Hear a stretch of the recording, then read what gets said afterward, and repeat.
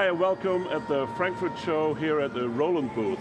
My name is Peter, I work for Roland, and I'm here very happy to introduce to you the new version 2 software for the Jupiter-80, as well as our brand new baby, the smaller brother of the Jupiter-80, the Jupiter-50. The new version 2 that we are introducing today mainly contains 4 elements. Roland has been listening severely to the customers, the users, and all the comments that have been made on the instrument and the request for certain improvements, and so we just implemented them as people are used to get it from Roland.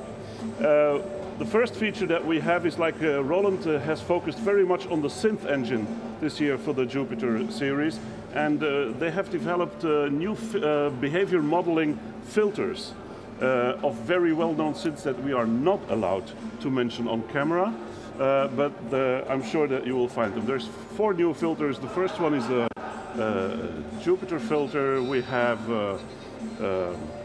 another filter that starts with M, ends with OOG, and also some more from sequential circuits and other modeling filters that you may find.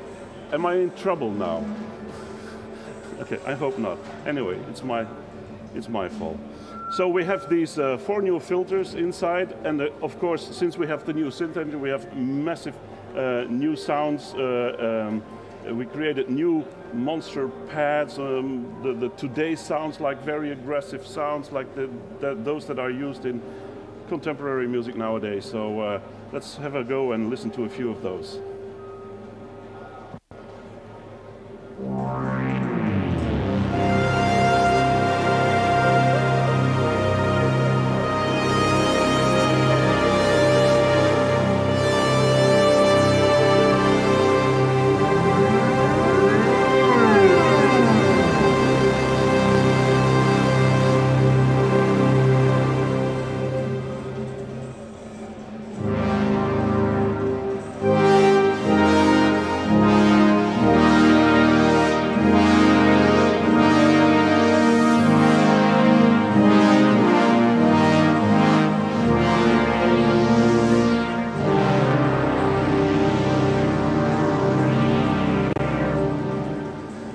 One thing also that we included was a new window allowing me to much easier see the registration. Since the Jupiter-80 has not only 30 oscillators stacked one on top of each other, we get like very complex settings of sounds that we can create, but we can control them very easily with this new window that allows me to quickly switch from one setting to another without getting confused by all the graphic things that might be on the display.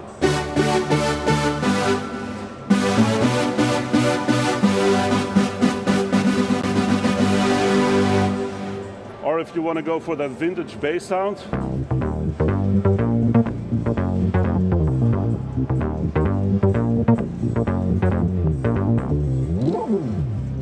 this is what everybody wants to do with the synth bass sounds, and on the Jupiter-80 it just does it now with these brand new filters.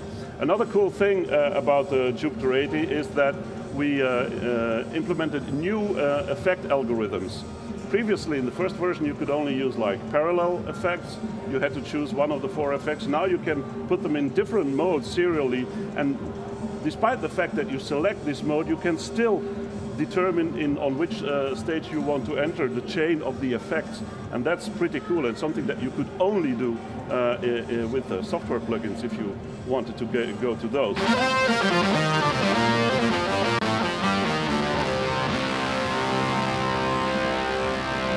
Let's go one step back, I think here.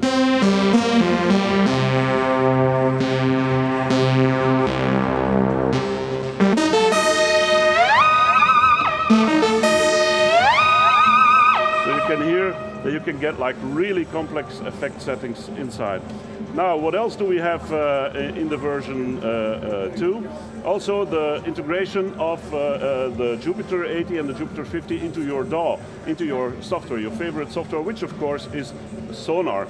The Jupiter-80 and 50 are shipped with Sonar LE, and now with this new version I have a function inside the system menu which allows me to call up the ACT button, which is the protocol of MIDI controlling your software from a distance here. I just took it up on USB to the Sonar, And now I can control with my transport control, my controls, my knobs. I can tweak my plugins, everything inside Sonar.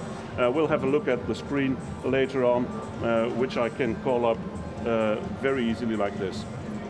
That's another thing. And as a fourth item, which is something that many people also will enjoy, it's the brand new iPad editor for the Jupiter-80, which allows me to see the different synth engines inside. I can call them up, I can select whatever synth engine I would like to edit. I can activate my oscillators, detect which one I want to edit. And again, since I said, since version 1 we support generic USB drivers, you do not need a MIDI interface on your iPad to hook it up. You could even charge your iPhone or your iPad from the USB slot in the Jupiter. Okay, shall we switch to the smaller one, which is the Jupiter-50. Again, I can take along my editor with it to that one. The Jupiters support USB playback from your USB key, so you can use this to play along even on a gig if you want to. Or since we have now the DAW integration, you can also control your DAW on the background with all the backing tracks playing if you want to. Now the Jupiter-50 has the same quality of engine like the Jupiter-80. Where the 80 has 10 synth engines, the Jupiter-50 has 6 of those that are laid out in 3 zones, a lower, a solo, and an upper. The upper part, we know it, like the live sets from the Jupiter-80, which consist of 4 engines within 1 upper sound. And again, we get the same possibilities, the new effect algorithms, the massive sounds, many new sounds that also from version 2, which are inside here. And very intuitive control, very easy to control. You can just press a knob if you see a sound and you're gonna be able to play it. Again, you can hook it up to the editor and so on. You have controls, of course, analog cutoff resonance control, but also freely assignable to other parameters, as well as the part balance sliders, which allow you also, again, to control Sonar from a distance or the sounds internally. Very easy to use.